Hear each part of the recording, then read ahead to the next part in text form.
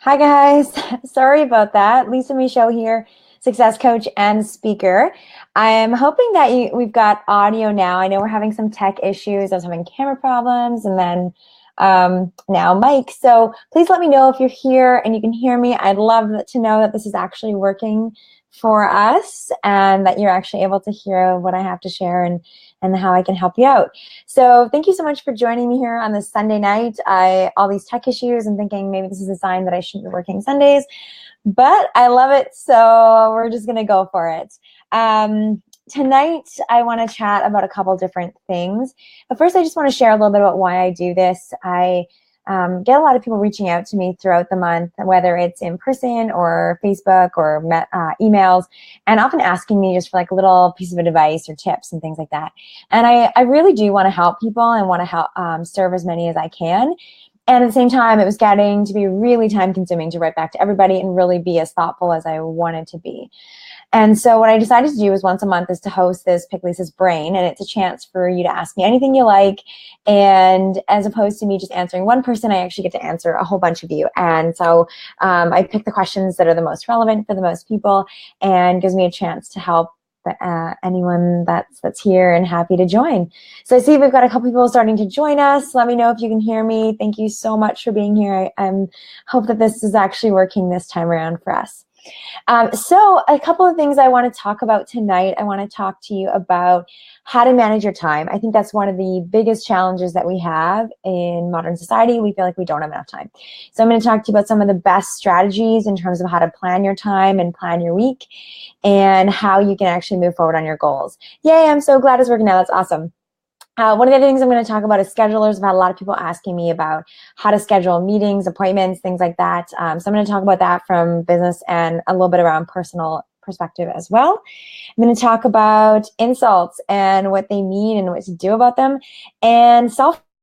I've had a couple people asking me about self-care, so I want to talk about that as well. And then, of course, I've got a little bit of a surprise to announce at the end of our call today, too. So if you're here, let me know that you're here. It always gets a little bit lonely on this side, so I want to know that you're there and ask me anything you like, and I'm happy to help tonight. So first thing I want to talk about is time and managing your time. Now, I think we can all agree that we never feel like we have enough time. One of the books that I've been reading just this week is called Eat That Frog, and it's one of the famous personal productivity books out there. So I'm going to share a little bit about what I do and a little bit about what I've learned from that book as well, and how you can incorporate that into your day. So the first thing, a couple years ago, I started working on the 7 Habits of Highly Effective People. And one of the biggest things that I took away from that was the concept of planning your week. And I can't even tell you what a game changer that has been in my life. And so I want to recommend to you guys, each and every one of you, if you're not already, to plan every single week. When I worked in a corporate job, it was really a great time to do on like a Friday afternoon when things were settled down and I didn't really feel like starting a new project. It was a great way to take about half an hour and plan out the week ahead. For me now, a lot of times I end up doing it on Sunday night. I get some, tea going here and really think about what I want to be achieving. So I want to actually show you what I use for weekly planning. You don't have to do anything this in depth if you don't want to, but I just wanted to show you so you've got a bit of a reference and so you know I'm not just telling you to do this and not doing it myself. So every single week, I created this template and I share it with all my clients, and then I just printed a bunch out, and then every week I just grab one. So it's got my top 3 goals here. Sorry, this one's a bit messy. Maybe I should grab a clean one, and then I can actually show you a little bit more. It's messy because I actually use it, as you can tell. So here's a clean one, each of my top 3 goals, as well as a space to write down what I'm going to do that week towards it. Sometimes when we set goals, it can be really overwhelming. Like, where do you even start? And I find weekly is the best place to start. Think about what can you actually achieve this week towards that goal. And so you can see that I very much use this, and as I go, I cross things off. And yes, it is Sunday and not everything is done, but that's the way that it goes sometimes. And I will be starting a new one and then just transferring what still needs to get done to my new sheet. And sometimes things get dropped off, and it means that it's probably a good thing that I didn't actually do it. One of the other strategies that's recommended and that I also do is to estimate how much time each of these things is going to take you. Now, you probably want to estimate and then add like another 50% or more, because the things always take us a little longer than we thought. But that can be super, super helpful. For example, here, set up new Facebook ads, take about 2 hours to do. What you can do is, after you have an idea of what you're accomplishing that week, is actually add up the number of hours and see if it's realistic. I am a little bit of an overachiever and an overplanner, and I've definitely had weeks where I've tallied up all my work stuff and it's been like 96 hours of work. And that just isn't sustainable or realistic to do unless I'm going to be working nonstop. And so that's a really good indication, if you're in that same position, that you're putting too much on your plate. You're either going to set yourself up for burnout or for disappointment at the end of the week. And so it's way more proactive to be able to see it at the beginning and say, okay, one of two things. One, I'm either going to have to hustle really hard. Sometimes those weeks happen and that's normal. Or two, what doesn't have to happen this week, or what doesn't have to happen at all. And it's way better to be able to do that at the start of the week and have a realistic plan for what you're doing, as opposed to finding that out at the end of the week and being super disappointed that you didn't get anything done. When you have a bunch of those weeks, it can really hurt your confidence. And of course, when you hurt your confidence, you hurt your productivity. So that's a little bit around weekly planning, and I highly, highly recommend doing that. So it is Sunday night tonight. I will be sitting down and doing some of my planning. I recommend that you do the same after this chat. Now, here is a amazing tip from Eat That Frog that will save you 2 hours a day. So on an 8-hour work week, saves you 25%. Take a few minutes every day to plan out what you're going to do. That has been shown to increase your productivity by 25%. Literally a couple minutes and increase your productivity by 25%. So I also do that, and I have some here to show you. This is my Sunday list of what I'm going to do. I also have Saturdays and Fridays on there too, just to show you that I actually do this. This is super powerful. Always work from a list. If you just sit down at the start of your workday at your computer, or whether it's at a shop or an office, and you just kind of go with what you feel like happens, you're going to get sucked into a couple things. You're going to get sucked into other people's problems and other people's priorities. You're going to end up in meetings that aren't relevant to you or aren't important and don't matter. And you're going to get behind on the things that really matter to you. So always, always, always work from a list, both a weekly list and a daily list. I like to write mine the night before. That way I'm not laying in bed thinking, okay, what do I have to do tomorrow? And making those lists and then end up staying up way later than I should. So I recommend doing it the night before. Before you leave your desk or your office for the day, write down that list of what you're doing tomorrow. Some people also find it great to do it in the morning. So if that's you, that's cool. Before you start your day, sit down, write down the day, and write down exactly what you're going to get done that day. So that's a little bit around how to get the most out of your day, how to schedule your day so that you do the most. One last little piece I want to touch on, and this is different for everybody, but personally what I do is I actually take everything that I'm going to do and I put it into one master calendar. So I use iCloud and I have it synced to my phone as well. And literally everything goes in there. My workouts go in there, my doctor's appointments, visitors coming to town, work clients, travel time, all those things are all in one place. And that really is an amazing way for me to look at my whole week ahead and say, okay, it's pretty full already, so I'm not going to add anything more. Or to look at it and say, hey, you know what? I actually do have some capacity to do some more things. So let's, reach out to a friend that I haven't seen in a long time and schedule some time with her. Or why don't I pick up from my ideas of content? I have a list of things that I want to create and, set aside a couple hours to work on that. So having your schedule, having a plan, it will help you stay organized and will help you feel like you have more than enough time to do everything that you need. Even just if you take one thing away and plan each of your days, you're going to get back about 2 hours a day, which is 10 hours in your week. Plenty of time to get some more sleep, maybe plan a spa day or whatever else it is that you want to do. Okay, next thing I want to chat about is probably a little bit more specific to businesses, but to be honest, I've been using it a little bit in my personal life as well. There are now online schedules you can use. So have you ever been in that situation where you're trying to connect with somebody? Maybe it's just to go for coffee, or maybe it's an actual work meeting. And you're like, okay, how about this time? And they're like, no, I can't do this. How about that time? And then they propose a new time. And it takes forever and so much wasted time just trying to find a time that the two of you can connect. So what I've started doing is using a scheduler.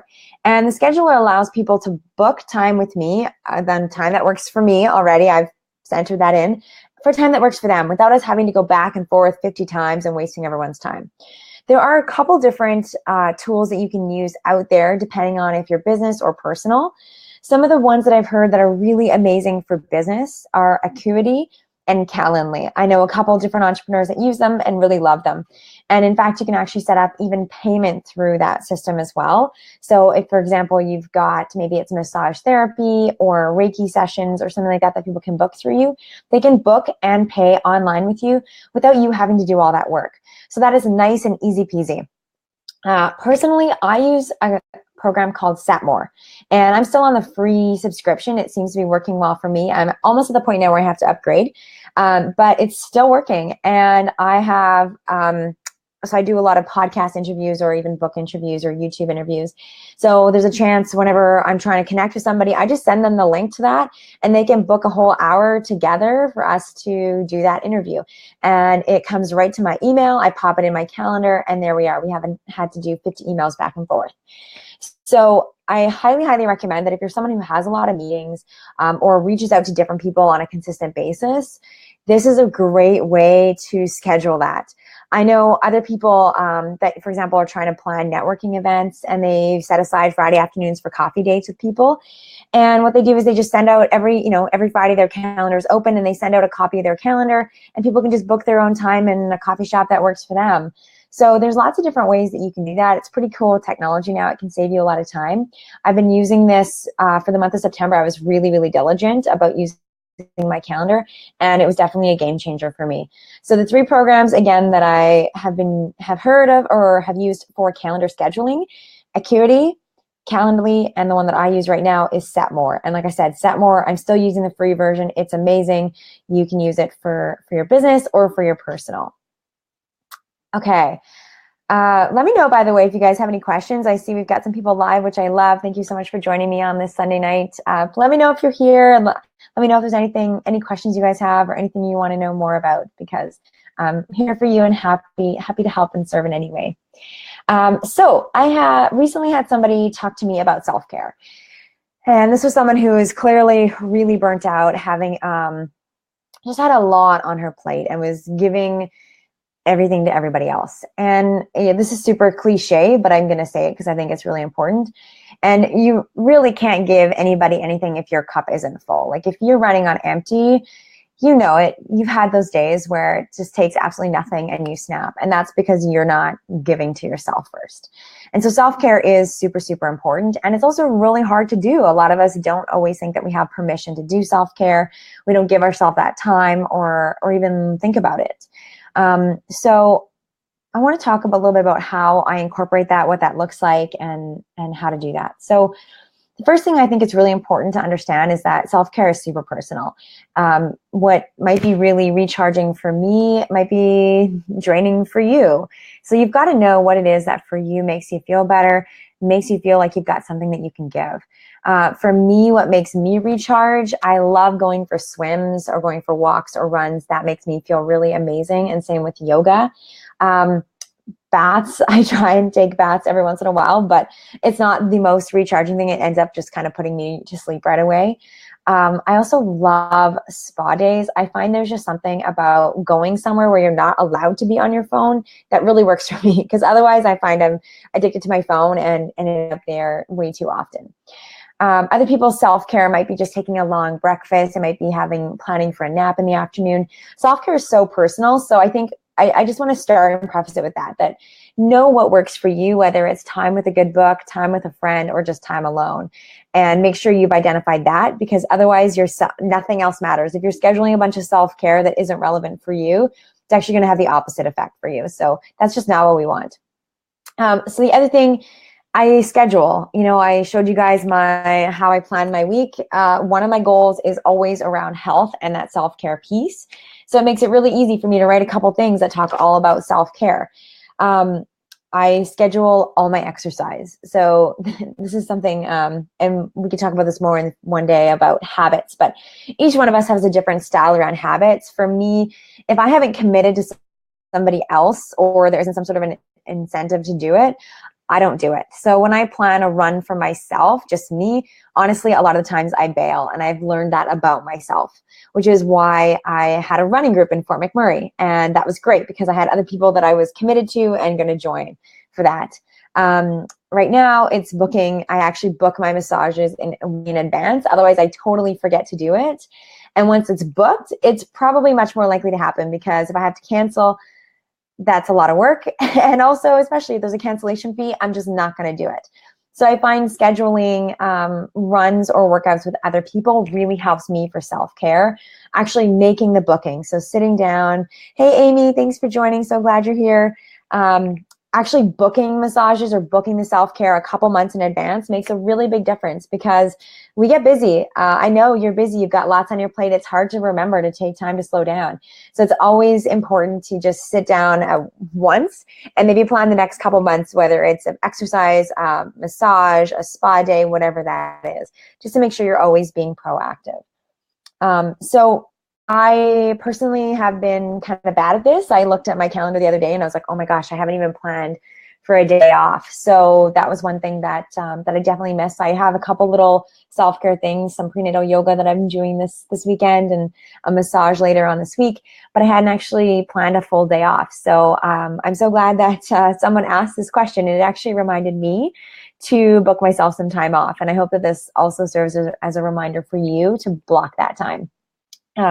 So know what self-care is to you and plan it, and actually be proactive about it. Always be looking a little bit ahead to make sure that you're not, like, self-care doesn't become just one more thing on your list of things to do that doesn't get done and just stresses you out.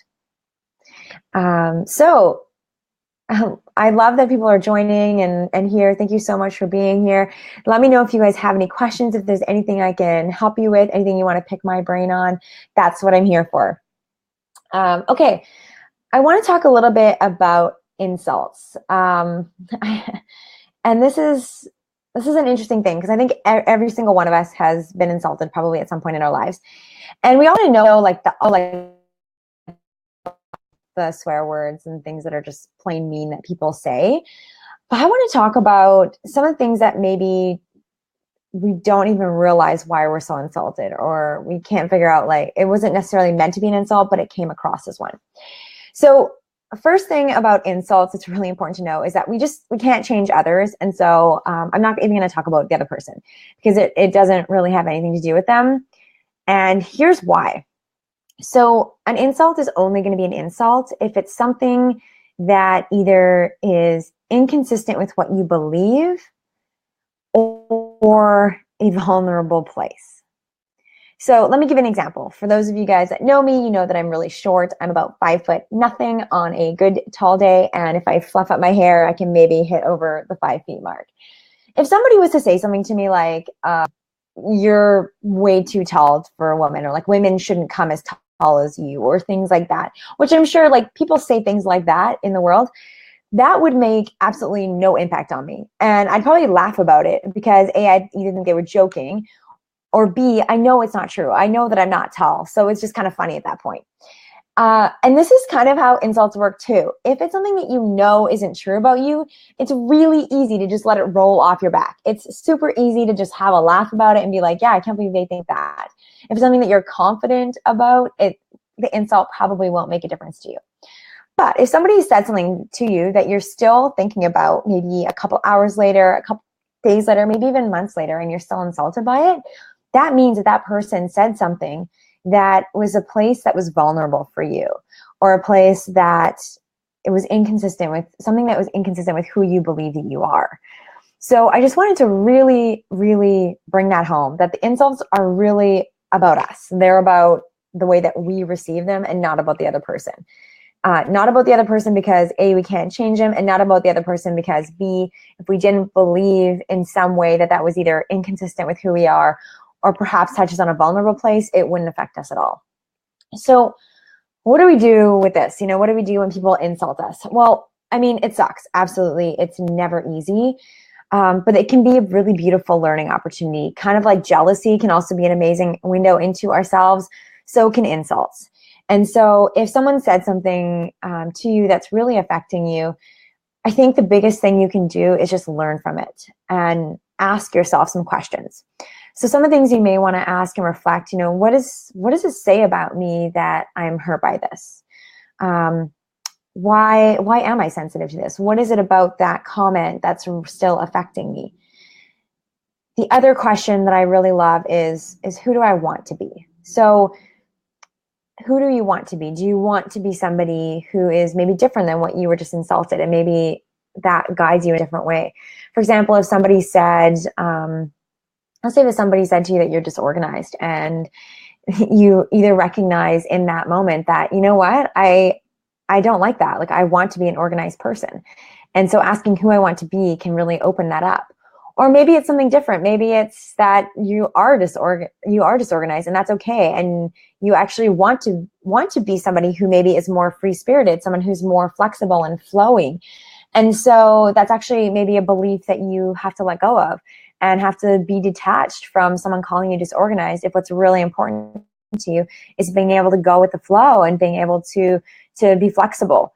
So who you want to be is what's really important. And insults, again, it's like that opens up that window of things that we don't always know about ourselves just a little bit more, so that we can see and learn more about who we are than we would without them. And so as hard as it is sometimes to recognize this, insults can be a gift, and they can be an opportunity for us to learn more about ourselves and to really figure out who we want to be in the world and how we want to show up. I also want to finish this little chat about insults and that by saying that you always have the power and you always have the decision whether you want to say something or not. And that's always something that you have control of. Sometimes it's worth it to say something and let the person know, and sometimes it's just not worthwhile at all because it's your stuff and you've figured it out or you're working through it.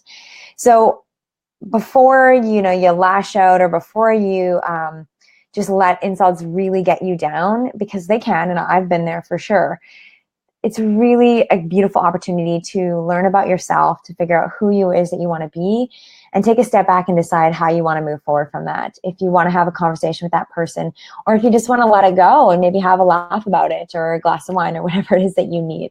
But for every time that you're insulted, I want you to really step back and use it as this beautiful gift to learn more about yourself. So I hope that helps for those of you. I know there was a couple people that had recently had some insults really affect them and didn't know where to go from there, didn't know how to handle it, didn't know how to recover and what they should do. So I hope that gives you a little bit of guidance for those moments when someone says something that impacted you or hurt you, and how to move forward from that.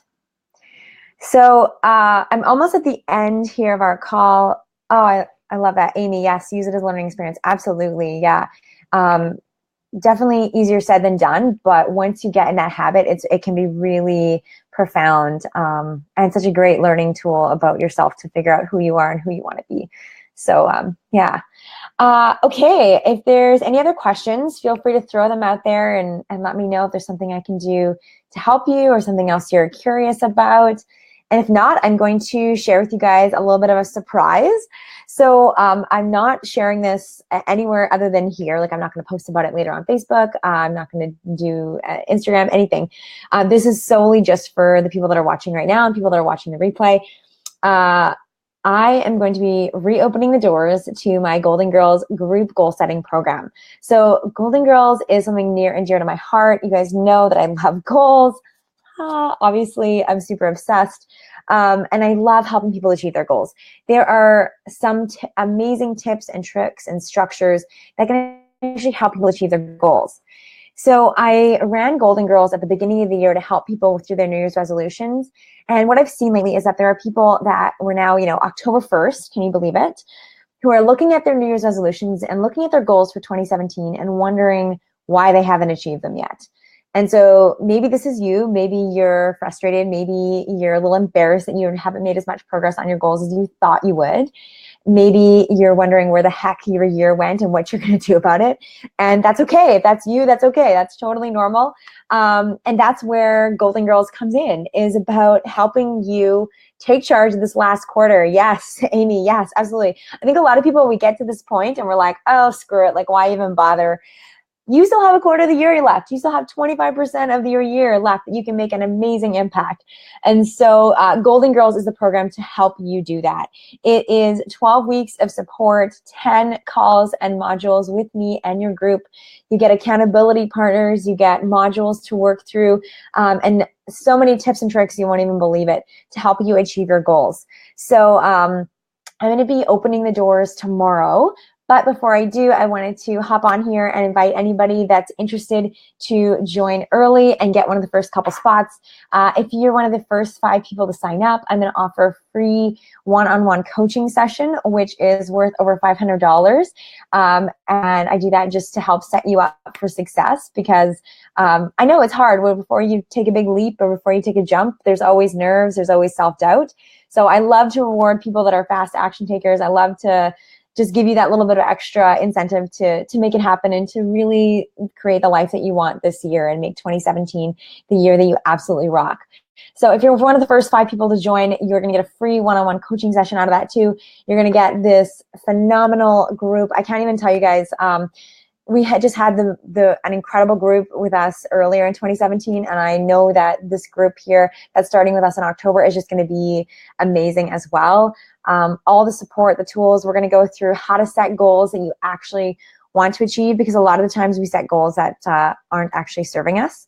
We are going to talk about how to manage your time. So I talked about that a little bit tonight, but we're going to go way, way, way, way deeper into that and look at how you can actually create more time for yourself. We're going to talk about habits, how to set up the right habits for success. To talk about mindset. A lot of what we become is because of what we believe. So we're going to set that foundation for a really, really successful year, rest of the year for you. And of course, a successful 2018 as well. I've got incredible guest experts coming on, and I would love to share who they are, but I can't do that just yet. And I also know that I always tailor the program for the people that are in it.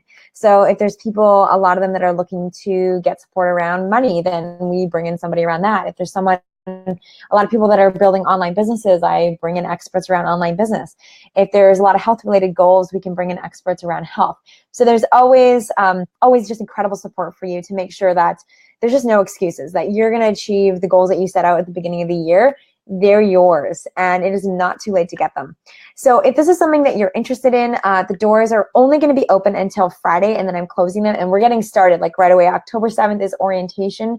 We've got our live orientation call starting on Saturday, and we basically just dive right in. We're going. We're moving forward because this is the last quarter of the year, and it is our chance to seize and make 2017 our best year yet. So if this is something that you're interested in, I'm going to post the link just in the comments.